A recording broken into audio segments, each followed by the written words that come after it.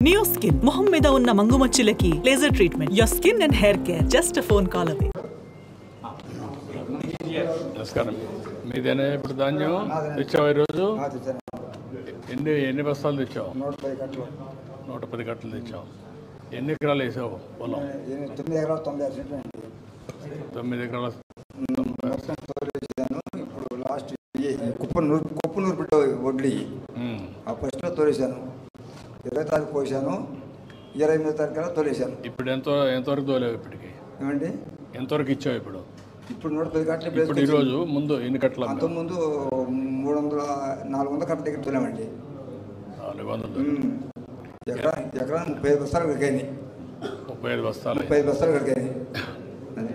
మామూలుగా ఎంత వచ్చేది? ఇది ఇదివరకు అంటే 30 లోపు అయ్యండి. 28 25 అయ్యాయి. కోత మిషన్ ఖర్చు కూడా ఎక్కువ అయ్యేది. ఎకరానికి 2 గంటలు పట్టేది. 7 గంటతో అయిపోయింది. చేతి నిలబడి ఉండే పంట కూడా నీరడు మీద ఎక్కువ. నీరడు 25, 28, 30 లోపు అయింది. ఇప్పుడు 35, 36 కూడా ఉంది కొంతమంది. నాకు 35 అయింది యావరేజ్ మీద. యావరేజ్ 35 వచ్చింది. 35. మెషిన్ వల్ల ఎంత లాభం వచ్చింది? మిషన్ వల్ల గంట 2 గంటలు కోసిందండి నీరుడు పడిపోతే. ఇప్పుడు గంట కోసింది. గంటకి 3000. అయితే దాంట్లో కలిసి వచ్చింది, దీంట్లో కలిసి వచ్చింది. ఈ సంవత్సరం మట్టికి నీరుడి మీద ఒక 5-6 వేల రూపాయలు కలిసి వచ్చినట్టే. కలిసి వచ్చింది. ఎకరాకా లేకుంటే మొత్తం? ఎకరానికి 5,000 కలిసి వచ్చింది. ఎకరానికి 5,000 కలిసి వచ్చింది. అంటే మనకు దిగుబడి ఎక్కువ వచ్చింది. దిగుబడి ఎక్కువ వచ్చిందండి. నీరుడు 25, 28 నీరుడు. మిషన్ కోత ఎకరా 2 గంటలు పట్టింది. పడిపోయింది. 7 పడల నిలబడి ఉండి గంటలు అయిపోయింది. గంట 3000. ఇంత మునుపు కూడా నువ్వు మిషన్తోనే కట్ చేసి? మిషన్తోనండి. 15 సంవత్సరాలు పడి మిషన్తోనే కట్ చేసి. మిషన్తోనే. ఆ గడ్డి ఏం చేస్తున్నావు? ఆ గడ్డి మామిడిగా మెను తల్లి 3 కొట్టేస్తున్నాం. అది అక్కడే తగలబెడుతున్నారా? లేదండి, మెను తల్లేసాం, 3 కొట్టాం. దానివల్ల అదే మల్చింగ్ అయిపోతుంది. మామూలుగా ఈ ఎండకు పొట్లు పోయిద్దండి. పొట్లు పోతే దుక్కిలో కలిసిపోయిద్ది. మామూలుగా చెనుకు బలం కూడా. ఇప్పుడు దానివల్ల మీకు లాభమా లేకపోతే అది వేరే వాళ్ళు తీసుకుంటే ఇస్తారా? మీరు వేరే వాళ్ళు తీసుకోరండి. ఎకరాకు 5,000 వస్తుంది, అప్పుడు చేయగలుగుతారా? ఇప్పుడు ఇక్కడ తీసుకోవట్లేదండి. ఇక్కడ లేదు. ఇప్పుడు ఒకవేళ కానీ బయోఫ్యూయల్ ప్లాంట్ వస్తే ఒక 5 ఎకరాకు 5,000 అదనంగా వస్తుంది. అది లాభమా ఇది లాభమా నీకు? మామూలుగా బయట అమ్ముకుంటే మంచిదే. కొనుగోళ్ళు ఉంటే కొనపోతే ఇదే లాభం.